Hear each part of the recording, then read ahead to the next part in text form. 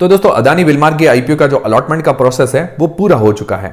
अब दोस्तों इस वीडियो के अंदर हम बात करेंगे जो अदानी विलमार का आईपीओ है उसकी लिस्टिंग वाले दिन हमारी स्ट्रेटजी क्या रहनी चाहिए। मतलब जिन जिन लोगों को आईपीओ अलॉट हुआ है तो उन लोगों को लिस्टिंग डे वाले दिन क्या करना है, इसको लॉन्ग टर्म के लिए होल्ड करें या लिस्टिंग गेंस जो भी मिल रहा है वो लेकर एग्जिट हो जाएं। और दोस्तों जिन जिन लोगों को आईपीओ अलॉट नहीं हुआ है, मतलब किसी के आईपीओ नहीं अलॉट हुआ है, जिन लोगों ने अप्लाई किया है, तो उन लोगों को भी लिस्टिंग डे वाले दिन स्ट्रेटजी क्या रहनी चाहिए जिससे क्या है कि शॉर्ट टर्म के अंदर भी उनको फायदा हो और लॉन्ग टर्म के अंदर भी उनको फायदा मिल सके। तो उनकी भी स्ट्रेटजी क्या रहनी चाहिए तो उसके बारे में भी हम बात करेंगे। और दोस्तों मेरी बात करें तो मैंने शेयर होल्डर कोटा से 10 लॉट अप्लाई किए थे और मुझे शेयर होल्डर कोटा के अंदर 1 लॉट मिला है। और उसके अलावा जो मैंने रिटेल कैटेगरी के अंदर 1 लॉट अप्लाई किया था तो उसके अंदर मुझे अलॉटमेंट नहीं मिला है। अब मुझे कंफ्यूजन ये है कि शेयर होल्डर कोटा के अंदर जो सब्सक्रिप्शन हुआ था लगभग 34 गुना के आसपास, मतलब 33.33 गुना सब्सक्रिप्शन हुआ था। तो उस हिसाब से भी देखें तो 33 लॉट जिसने अप्लाई किए हैं तो उसको 1 लॉट मिलना चाहिए, मतलब उससे कम किसी ने अप्लाई किए हैं तो उसको लॉट नहीं मिलने चाहिए। पर मैंने तो 10 लॉट ही अप्लाई किए थे, मुझे 1 लॉट मिल गया।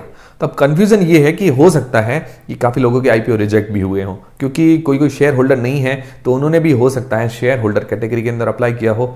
और दूसरी चीज ये भी हो सकती है किसी ने थर्ड पार्टी यूपीआई यूज किया हो, मतलब एक तो खुद के बैंक की यूपीआई होती है, उसके अलावा घर वालों की किसी ने यूपीआई यूज की होती है, तो उसके अंदर भी शेयर होल्डर कैटेगरी के अंदर आईपीओ रिजेक्ट हो जाता है। तो ये भी कंडीशन हो सकती है। फिर तीसरी चीज ये भी है कि जो एम्प्लॉय कोटा है वो भी आधा सब्सक्राइब हुआ था, तो उसके भी कुछ शेयर का फायदा शेयर होल्डर्स को मिल गया होगा। तो अब मुझे ये कंफ्यूजन जानना है कि आप लोगों ने शेयर होल्डर कैटेगरी के अंदर अगर अप्लाई किया है तो कितने लॉट अप्लाई किए थे और आप लोगों को कितने लॉट अलॉट हुए हैं शेयर होल्डर कैटेगरी के अंदर, और रिटेल में कितने किए थे और रिटेल में आपको कितने अलॉट हुए हैं। फिर दोस्तों दूसरी बात मुझे ये जाननी है कि जो लोग भी शेयर होल्डर नहीं थे, मतलब कोई ऐसे भी लोग हैं जो शेयर होल्डर नहीं होंगे, उन्होंने भी शेयर होल्डर कैटेगरी के अंदर अप्लाई किया होगा। तो ऐसे कितने लोग हैं कि जो शेयर होल्डर नहीं थे फिर भी उन्होंने शेयर होल्डर कैटेगरी के अंदर अप्लाई किया है और उनका आईपीओ रिजेक्ट हो गया है, तो वो भी मुझे कमेंट करके जरूर बताएं। इससे क्या है कि कंफ्यूजन दूर हो जाएगा कि शेयर होल्डर कैटेगरी में किस हिसाब से सब्सक्रिप्शन वगैरह हुआ है। शेयर होल्डर्स तो मुझे जरूर कमेंट करके बताएं कि आप लोगों ने शेयर होल्डर कैटेगरी के अंदर कितने लॉट अप्लाई किए थे और आपको कितने लॉट मिले हैं। और मैंने 10 लॉट अप्लाई किए और मुझे 1 लॉट मिला है। तो अब दोस्तों ये तो बात होगी, अब बात करते हैं लिस्टिंग डे पर हमारी स्ट्रेटजी क्या रहनी चाहिए। तो उससे पहले हम जान लेते हैं कि इसका आज की तारीख में ग्रे मार्केट का प्रीमियम कितना चल रहा है। तो दोस्तों इसका जो ग्रे मार्केट का प्रीमियम है वो लगातार मेंटेन है लगभग 40 रुपए के आसपास, और ये 65 शेयर का लॉट है, 40 × 65 करते हैं तो लगभग 2600 रुपए आज की तारीख में इसका ग्रे मार्केट का प्रीमियम बता रहा है 1 लॉट पर। तो जो इसका परसेंटेज वाइज देखें तो 15% से लेकर 20% के बीच में इसका ग्रे मार्केट का प्रीमियम आज की तारीख में चल रहा है, और मुझे उम्मीद है कि इसकी लिस्टिंग हमें अच्छी ही देखने को मिलेगी। अभी ग्रे मार्केट का प्रीमियम भी ठीक ही है, और बाकी दोस्तों मैं ग्रे मार्केट के प्रीमियम पर डेली आपको अपडेट देता रहता हूं। अब दोस्तों बात करते हैं कि लिस्टिंग डे वाले दिन हमारी स्ट्रेटजी क्या रहनी चाहिए, मतलब जिन लोगों को आईपीओ अलॉट हुआ या नहीं हुआ है वो सारे लोग ध्यान से देख लें। तो दोस्तों पर्सनली अगर मेरी बात करें तो मैं इस आईपीओ को होल्ड करने वाला हूं, मतलब पर्सनली अगर मेरी बात करें तो मैं एक भी शेयर इसके अंदर सेल नहीं करूंगा, मैं इसको लॉन्ग टर्म के लिए होल्ड करने वाला हूं। कारण उसका क्या है वो भी मैं आपको बता देता हूं, मतलब इसके थोड़े पॉजिटिव पॉइंट भी बता देता हूं और जो इसके नेगेटिव पॉइंट है वो भी मैं आपको बता देता हूं। तो दोस्तों मैंने जब इसका रिव्यू किया था तब भी मैंने आपको बताया था कि ये कंपनी बहुत शानदार है, और जो ये मेन इसका काम है ऑयल का, मतलब जो खाने वाला एडिबल ऑयल होता है उसकी सेलिंग का इसका मेन काम है। और उसके अंदर मतलब और ऑयल सेगमेंट के अंदर, ऑयल सेक्टर के अंदर ये लीडर कंपनी, मतलब जो खाने वाला ऑयल होता है उसके अंदर ये लीडर कंपनी है।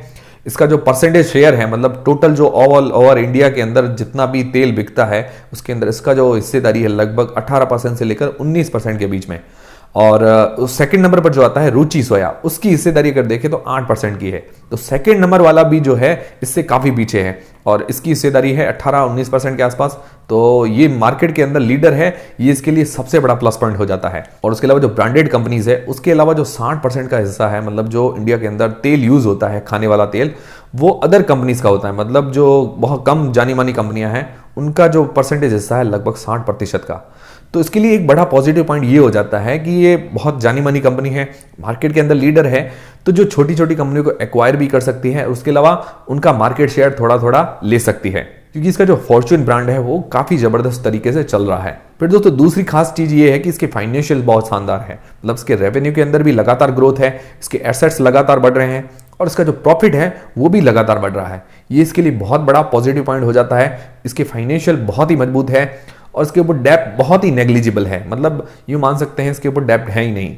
और तीसरा पॉजिटिव पॉइंट ये है कि सही वैल्यूएशंस पर हमें ये शेयर मिल रहा है, मतलब जो इसकी पीयर कंपटीटर्स हैं, मतलब जो भी हिंदुस्तान यूनिलीवर है, रुचि सोया है, या इसके अलावा जो भी एफएमसीजी कंपनियां हैं, आईटीसी वगैरह है, उन सभी से कंपेयर करें, उनका अगर पीई देखें, मतलब प्राइस टू अर्निंग रेशियो देखें, तो उस हिसाब से ये हमें सही वैल्यूएशंस पर मिल रहा है। मतलब उसके सेक्टर का पीई भी देखें तो उस हिसाब से अभी जो अदानी विल्मार का जो शेयर हमें मिल रहा है एकदम सस्ती वैल्यूएशंस पर, मतलब उनसे कंपेयर करें तो बाकी जो इसके फाइनेंशियल्स वगैरह हैं उस हिसाब से ये हमें सही प्राइस में ये शेयर हमें मिल रहा है। तो ऐसी फाइनेंशियली और फंडामेंटली मजबूत कंपनी है, उसका शेयर हमें अगर सही भाव में मिल रहा है तो ये भी इसके लिए बहुत बड़ा पॉजिटिव पॉइंट हो जाता है।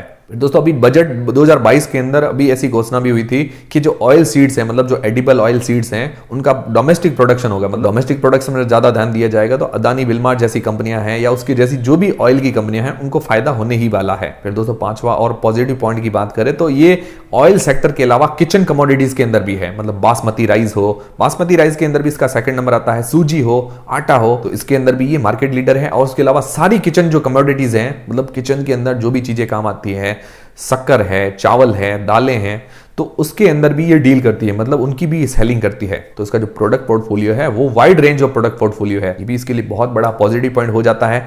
क्योंकि अगर एक सेक्टर के अंदर मान लो ऑयल सेक्टर के अंदर मान लो कुछ भी चेंजेस आ जाए, कुछ भी पॉलिसीज के अंदर चेंजेस आ जाए, तो उसके पास दूसरे प्रोडक्ट्स हैं, तो ये एज ए इन्वेस्टर्स भी हमारे लिए बहुत पॉजिटिव बात है और कंपनी के लिए भी बहुत पॉजिटिव बात है। और दोस्तों जो ये कंपनी काम करती है, मतलब एडिबल ऑयल, मतलब खाने वाला ऑयल है, और उसके अलावा जो भी किचन कमोडिटीज हैं, इस सारी चीजों की डिमांड हमेशा ही रहने वाली है, मतलब एक सदाबहार कंपनी मान सकते हैं। तो ये सारे इसके पॉजिटिव पॉइंट हैं। इसके कारण क्या है कि मुझे इस कंपनी के अंदर इंटरेस्ट है और मैं चाहता हूं कि मैं इसका जो पूरा लॉट है वो होल्ड करूंगा, मतलब एक भी शेयर सेल नहीं करूंगा। और इसके अलावा अगर मुझे सस्ती रेट में, मान लो ये डिस्काउंट पर भी लिस्ट हो जाता है और मतलब जिस प्राइस पर हमें मिला है उसके नीचे भी आ जाता है, तो उसके बाद क्या है कि मैं थोड़े और भी शेयर ले लूंगा इसके अंदर, या मुझे सही भाव में अगर और शेयर मिल जाते हैं तो मैं और लेने की कोशिश करूंगा, क्योंकि मुझे ये कंपनी पर्सनली काफी अच्छी नजर आ रही है।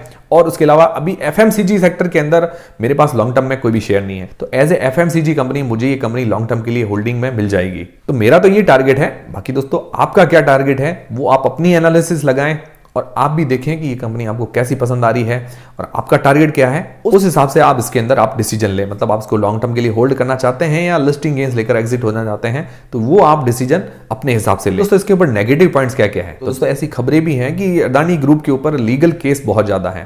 हालांकि ऐसे होते ही हैं लीगल केस वगैरह, तो ये इसके लिए नेगेटिव पॉइंट है। दूसरा नेगेटिव पॉइंट ये है कि जो लोग, काफी लोग ऐसी बातें भी करते हैं कि जब तक मोदी है तब तक अडानी ग्रुप को फायदा है।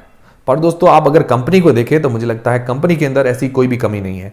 और बाकी अगर देखा जाए तो पॉलिटिक्स और बिजनेसमैन साथ साथ ही चलते हैं, क्योंकि बिजनेसमैन का तो बिजनेस करना है और मंत्रियों को अपनी सरकार चलानी है, तो दोनों को एक साथ चलना ही होगा। और मुझे लगता है अगर सरकार चेंज भी हो जाएगी तो वो उनके साथ भी डील करेंगे, क्योंकि बिजनेसमैन है, बिजनेसमैन को तो आगे बिजनेस करना है। बाकी देखिए ओवरऑल इस कंपनी का परफॉर्मेंस काफी अच्छा है, फाइनेंशियली मजबूत है, फंडामेंटली मजबूत है, सही भाव में शेयर मिल रहा है और इसका जो भी बिजनेस है वो भी काफी शानदार है, मतलब सदाबहार सेक्टर है ये। तो हमने इसके नेगेटिव और पॉजिटिव पॉइंट्स दोनों ही देख लिए, तो उस हिसाब से कंपनी के पॉजिटिव पॉइंट मुझे ज्यादा अच्छे लग रहे हैं। इस कारण क्या है कि मैं इस कंपनी को होल्ड करना चाहूंगा। और अब दोस्तों दूसरे ऐसे लोग जो सिर्फ शॉर्ट टर्म के लिए अप्लाई करते हैं, जिन्होंने सिर्फ लिस्टिंग गेन्स के लिए अप्लाई किया है, तो मुझे लगता है आपको 15 से 20% का अगर लिस्टिंग गेन्स मिल रहा है तो आप उससे एग्जिट हो सकते हैं। अब देखिए शॉर्ट टर्म के अंदर कुछ भी फिक्स नहीं है कि 1 महीने 2 महीने के अंदर कैसा टारगेट देगा, मतलब अभी मार्केट ऐसा वॉलेटाइल चल रहा है, क्योंकि जो पिछले आईपीओ थे वो क्या है कि हम अगर हफ्ता भर होल्ड करते थे तो हमें और ज्यादा रिटर्न मिल जाते थे, क्योंकि उस टाइम क्या है इन्वेस्टमेंट बहुत ज्यादा हो रहा था। एफआईआईज या कोई भी इंस्टीट्यूशनल इन्वेस्टर्स हैं उनका इन्वेस्टमेंट भी काफी ज्यादा हो रहा था, इस कारण क्या है कि हमें रिटर्न बहुत ज्यादा मिल रहे थे। और अभी क्या है एफआईआईज ने अभी काफी पैसा निकाला है और प्रॉफिट बुकिंग भी काफी ज्यादा हो रही है, तो इस कारण क्या है कि अभी हम जो पिछले आईपीओ को देखकर अगर ज्यादा प्रॉफिट की उम्मीद कर रहे हैं तो ऐसा जरूरी नहीं है कि ऐसा प्रॉफिट हमें देखने को मिले। तो बाकी अगर आप इसको लॉन्ग टर्म में होल्ड करते हैं तो मुझे लगता है ज्यादा सोचने की जरूरत नहीं है, ये आपको थोड़ा थोड़ा रिटर्न तो देता ही रहेगा। तो दोस्तों अगर आप लिस्टिंग गेन्स के लिए सिर्फ आपने अप्लाई किया है तो मुझे लगता है जो भी आपको 15 से 20% का जो भी प्रॉफिट मिल रहा है तो वो लेकर एग्जिट हो जाना चाहिए। ये दोस्तों मेरी राय है, बाकी आपका डिसीजन क्या है वो आप अपने हिसाब से लें, अपनी एनालिसिस लगा कर लें, अपनी रिस्क के हिसाब से लें, मतलब आपका क्या डिसीजन है। और दोस्तों इसके अलावा आपके पास लिमिटेड अमाउंट है, एक ही आईपीओ में अप्लाई करने के लिए अमाउंट है, तो आप उससे एग्जिट हो सकते हैं, क्योंकि काफी लोगों के पास क्या है कि 1-2 लॉट अप्लाई करने के लिए पैसे होते हैं, तो हो सकता है उनको अगर आईपीओ अलॉट हुआ है उनको दूसरे आईपीओ में अप्लाई करना है तो इससे आप एग्जिट हो सकते हैं। फिर दोस्तों तीसरे वो लोग जिनको ये आईपीओ अलॉट नहीं हुआ है, तो तीसरे वो लोग मैंने आपको इसके पॉजिटिव और नेगेटिव पॉइंट दोनों ही बता दिए। तो जिनको लॉन्ग टर्म के लिए होल्ड करना है तो वो इसके अंदर एंट्री बना सकते हैं लॉन्ग टर्म के लिए, फिर उसके बाद थोड़ा और गिरता है तो थोड़ा और ले सकते हैं, थोड़ा और गिरता है तो थोड़ा और ले सकते हैं। इस तरह से वो एंट्री बना सकते हैं। और दोस्तों शॉर्ट टर्म की बात करें तो शॉर्ट टर्म के अंदर भी मुझे लगता है, शॉर्ट टर्म और मीडियम टर्म के अंदर भी ये थोड़ा ऊपर तो चढ़ेगा ही, मतलब गिरने की संभावना कम लग रही है इसके अंदर जिस हिसाब से ये कंपनी चल रही है। बाकी देखिए दोस्तों मार्केट इसको कैसा रिस्पॉन्स देता है वो मार्केट के ऊपर है। बाकी लॉन्ग टर्म के हिसाब से ये कंपनी ठीक है। तो दोस्तों ये वीडियो देखने के बाद मुझे लगता है आपका कंफ्यूजन काफी हद तक क्लियर हो गया होगा। तो आप लोगों की क्या स्ट्रेटेजी रहेगी इस आईपीओ पर, मतलब इस आईपीओ की लिस्टिंग पर आप लोगों की क्या स्ट्रेटेजी रहेगी? आप इसको लॉन्ग टर्म के लिए होल्ड करेंगे या लिस्टिंग है जो भी मिल रहा है वो लेकर एग्जिट हो जाएंगे? और उसके अलावा जिन लोगों को आईपीओ अलॉट नहीं हुआ है तो कौन कौन ऐसे लोग हैं जो इसके अंदर नई एंट्री बनाना चाहते हैं, या इसके अलावा शॉर्ट टर्म के लिए या मीडियम टर्म के लिए या लॉन्ग टर्म के लिए एंट्री बनाना चाहते हैं, वो भी मुझे कमेंट करके जरूर बताएं। तो दोस्तों हमारा वीडियो, हमारी जानकारी अगर आपको पसंद आई है तो वीडियो को लाइक जरूर करें और दोस्तों चैनल को सब्सक्राइब कर लें। ऐसे और भी जानकारी रिलेटेड वीडियोस हमारे चैनल पर आपको मिलते रहेंगे। और दोस्तों फ्री में डीमेट अकाउंट बनाने की जो लिंक है वो डिस्क्रिप्शन के अंदर है। आप हमारे टेलीग्राम, इंस्टाग्राम को भी ज्वाइन कर सकते हैं, उसकी भी लिंक डिस्क्रिप्शन के अंदर है। मिलते हैं दोस्तों नेक्स्ट वीडियोस के अंदर।